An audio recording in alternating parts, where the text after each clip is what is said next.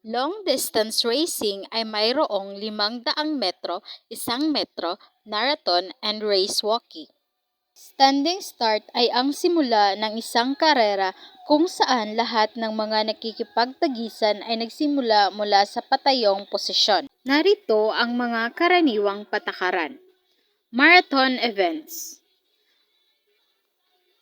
Full marathon, 42.195 km.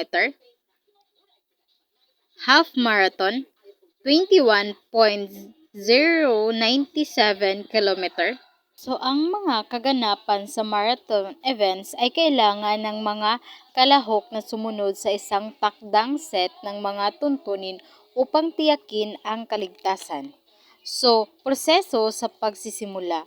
Ang mga mananakbo ay dapat pumila sa likod ng linyang pagsisimula ng nakatayo. At ang pagitan nila dapat mapanatili ng mga mananakbo ng sapat na distansya sa isa't isa upang maiwasan ang karamihan at ang mga pagkabangga. Race walking. Race walking ay isang Olympic track and field event kung saan kailangang maglakad ng mabilis.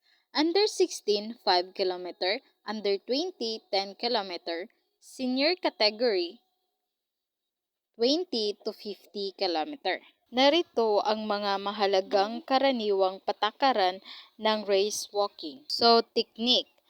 Ang race walking ay nangangailangan ng partikular na paraan ng paglalakad kung saan dapat laging may isang paa na nasa lupa.